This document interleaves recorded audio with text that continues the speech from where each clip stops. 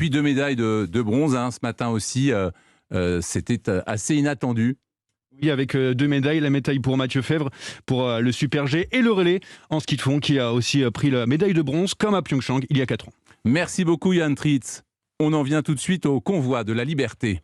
Les derniers participants ont été verbalisés et dispersés tard dans la nuit dans le quartier des Champs-Élysées, dans le bois de Boulogne.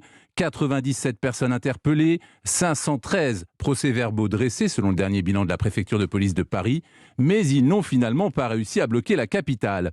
Alors une partie de ces convois s'est regroupée ce matin à Villepinte. Leur objectif maintenant, Océane Théard, c'est de rallier Lille puis Bruxelles.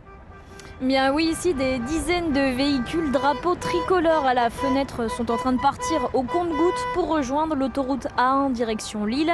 Ils s'étaient donné rendez-vous ce matin sur ce parking situé à une quinzaine de kilomètres de la capitale. L'occasion de partager un thermos de café chaud après une nouvelle nuit d'étape du convoi. Emmitouflés dans leur doudoune, Jean-François et Michel, partis du Finistère jeudi, tentent de reprendre des forces. On dit pâté enough avec du café.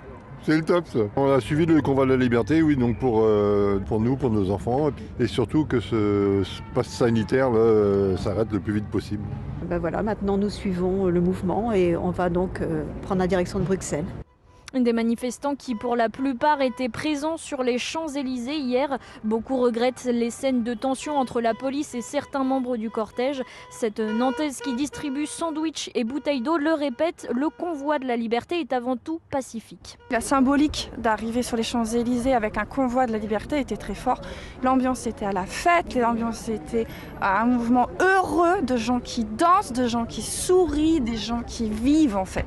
Et ça, c'est vraiment le point commun qu'il y a à chaque endroit où on se retrouve.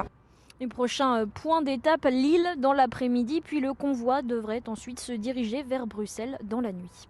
Océane Théard aux côtés des convois donc sur la route de Bruxelles. Merci Océane. Europe Midi Week-end.